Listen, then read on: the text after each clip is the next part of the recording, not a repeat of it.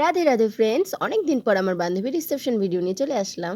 তো আজকে এই দিন ছিল আমার বান্ধবীর রিসেপশন, আর আমি ওকে রেডি করে দেওয়ার পর ওকে লোকেশনে পাঠিয়ে দিই, এবং তারপর এই দেখো এখানে ওর ননদ ওকে জিজ্ঞাসা করছে কে সাজিয়েছে তোমাকে। ও বলছে ও সাজিয়েছে আমাকে। যাই হোক, আমি তারপর ওর কাছে যাই এবং ও তো প্রচুরই ব্যস্ত ছিল, যেহেতু নতুন বিয়ে হয়েছে তো ওকেই সবাই গিফট দেবে, তো ওকে সবাই গিফট দিচ্ছিল। তো সবাইকে নমস্কার করতে করতে আর হাসতে হাসতে ওর অবস্থা শেষ। যাই হোক, এখানে আমার বান্ধবীকে আর সৌম্যজিৎ দাদাকে একসঙ্গে দাঁড় করিয়ে আমি গিফটটা দিই এবং তারপর বলি এটাকে ওপেন করো। তো যাই হোক, ওরা এখন ওপেন করছে। আর এই গিফটটা আমি, যাই হোক তোমরা আগে প্রথমে গিফটটা দেখো, গিফটটা পেয়ে ওরা খুশি হয় নাকি স্যাড হয় সেটা দেখো।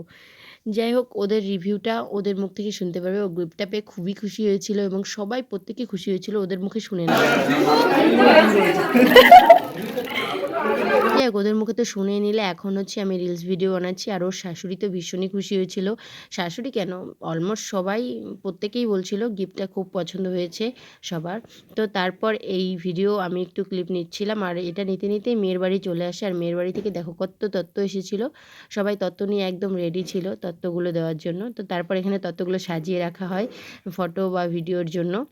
তো এখন আর কি বলবো, তারপর আমি চলে যাই খাওয়া-দাওয়া করতে। কারণ প্রচুর ভিড় হয়ে গেছিলো আর অনেকটা রাত্রি হয়ে গেছিলো। তো আমার প্রচুর খিদে পেয়েছিল। আমি খাওয়া-দাওয়া করে বাড়ি চলে আসি। টাটা।